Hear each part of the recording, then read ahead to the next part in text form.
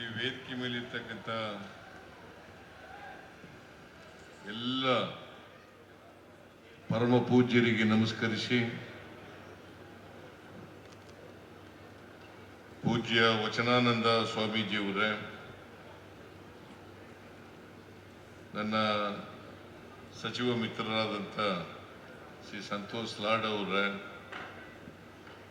ಜಿಂದಾಲ್ ಸಂಸ್ಥೆಯ ಪ್ರಮುಖ ಅಧಿಕಾರಿಯಾದಂಥ ಶ್ರೀ ಮುರುಗನ್ ಅವರೇ, ಲೋಕಸಭಾ ಸದಸ್ಯರಾದಂಥ ತುಕಾರಾಮ್ ಅವರೇ, ಭೀಮಾ ನಾಯ್ಕ್ ಅವರೇ, ಗೋವಿಂದರಾಜು ಅವರೇ, ಮುರುಗೇಶ್ ನಿರಾಣಿ ಅವರೇ, ಶ್ರೀನಿವಾಸ್ ಅವರೇ, ಇಲ್ಲಿ ಭಾಗವಹಿಸಿರ್ತಕ್ಕಂಥ ಎಲ್ಲ ಆತ್ಮೀಯ ಸೋದರ ಸೋದರಿಯರೇ, ಮಾಧ್ಯಮದ ಗೆಳೆಯರೇ, ಇವತ್ತು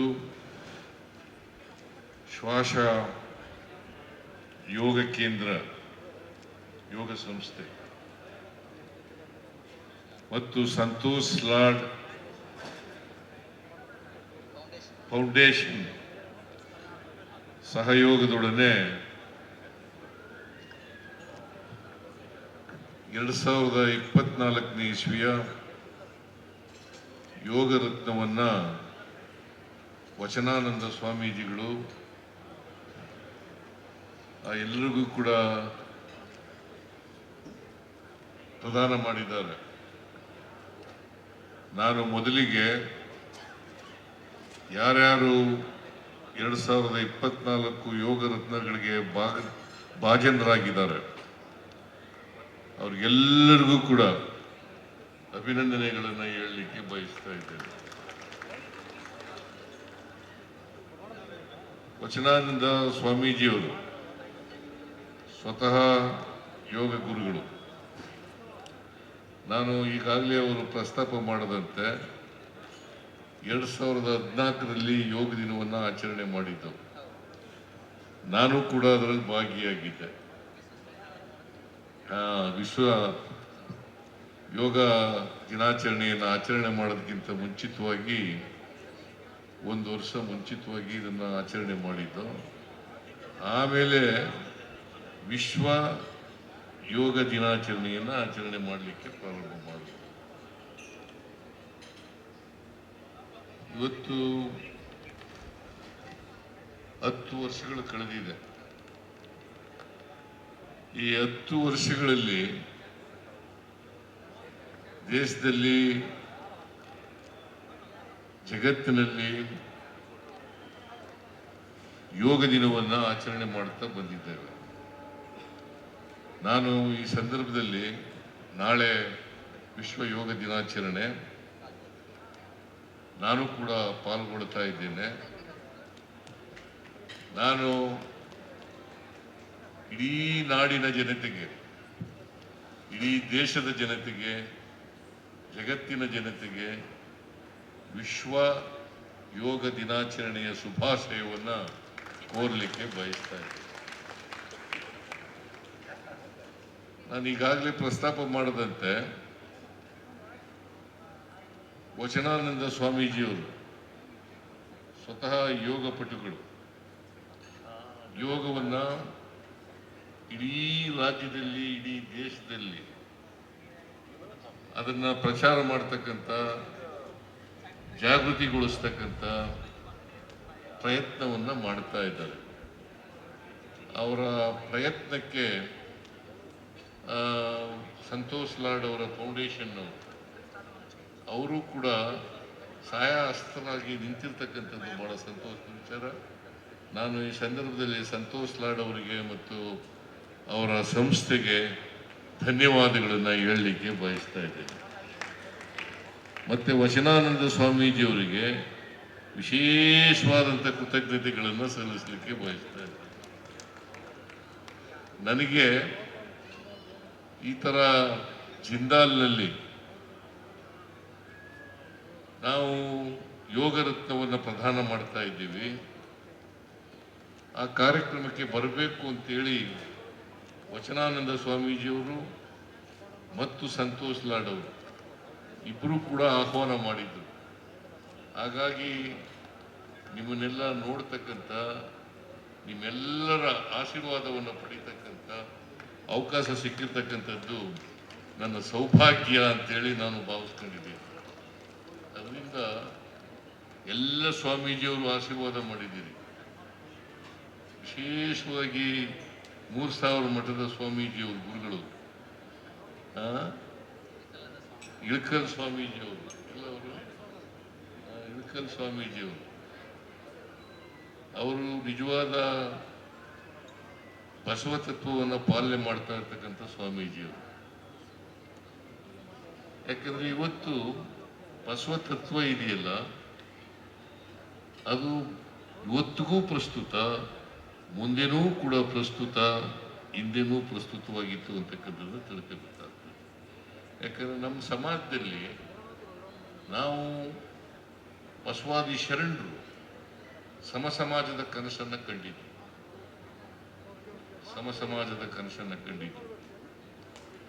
ಇವತ್ತು ವರ್ಣಾಶ್ರಮದ ಪ್ರಯುಕ್ತವಾಗಿ, ಜಾತಿ ವ್ಯವಸ್ಥೆಯ ಪ್ರಯುಕ್ತವಾಗಿ ನಾವು ಅಸಮಾನತೆಯನ್ನು ಸಮಾಜದಲ್ಲಿ ಕಾಣ್ತಾ ಇದ್ದೀವಿ.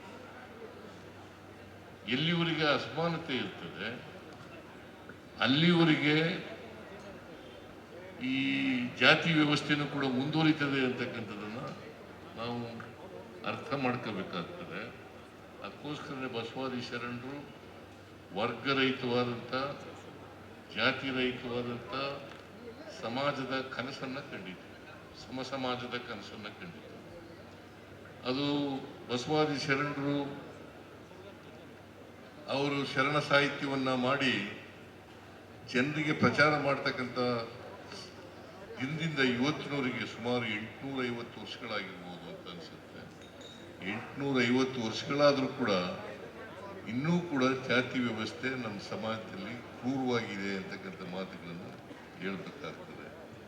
ಅದಕ್ಕೋಸ್ಕರ ನಾವೆಲ್ಲರೂ ಕೂಡ ಪ್ರಯತ್ನ ಮಾಡಬೇಕಾಗಿದ್ದು, ಬಸವಾದಿ ಶರಣರ ಹಿಂಬಾಲಕರು ಅಂತಕ್ಕಂಥ ಎಲ್ಲರೂ ಕೂಡ ಜಾತಿ ವ್ಯವಸ್ಥೆ, ಅಸಮಾನತೆ ಇವೆರಡನ್ನೂ ಕೂಡ ತೊಲಗಿಸಲಿಕ್ಕೆ ಪ್ರಾಮಾಣಿಕ ಪ್ರಯತ್ನವನ್ನು ಮಾಡಬೇಕು. ನಮ್ಮ ಸರ್ಕಾರನೂ ಕೂಡ ಆ ದಿಕ್ಕಿನಲ್ಲಿ ಎಲ್ಲ ಪ್ರಯತ್ನಗಳನ್ನು ಕೂಡ ಮಾಡ್ತಾ ಇದೆ. ಯಾಕಂತಂದ್ರೆ ಬಾಬಾ ಸಾಹೇಬ್ ಅಂಬೇಡ್ಕರ್ ಅವರು ಏನು ಹೇಳಿದ್ರು ಅಂತಂದ್ರೆ, ಈ ದೇಶಕ್ಕೆ ಸ್ವಾತಂತ್ರ್ಯ ಬಂದಿದೆ, ರಾಜಕೀಯ ಸ್ವಾತಂತ್ರ್ಯ ಬಂದಿದೆ. ರಾಜಕೀಯ ಸ್ವಾತಂತ್ರ್ಯ ಯಶಸ್ಸನ್ನು ಕಾಣಬೇಕಾದ್ರೆ ಪ್ರತಿಯೊಬ್ಬರಿಗೂ ಕೂಡ ಆರ್ಥಿಕ ಸಾಮಾಜಿಕ ಸ್ವಾತಂತ್ರ್ಯ ಸಿಕ್ಕಿದಾಗ ಮಾತ್ರ ರಾಜಕೀಯ ಸ್ವಾತಂತ್ರ್ಯ ಬಂದದಕ್ಕೆ ಸಾರ್ಥಕ ಆಗ್ತದೆ, ಇಲ್ಲಿ ಸಾರ್ಥಕ ಆಗಲ್ಲ. ಜಾತಿ ಹೋಗ್ಬೇಕಾದ್ರೂ ಕೂಡ ಸಾಮಾಜಿಕ ಆರ್ಥಿಕ ಶಕ್ತಿ ಪ್ರತಿಯೊಬ್ಬರಿಗೂ ಕೂಡ ಬರಬೇಕಾಗ್ತದೆ. ಅದು ಬಂದಾಗ ಮಾತ್ರ ಸಾಧ್ಯ ಆಗ್ತದೆ.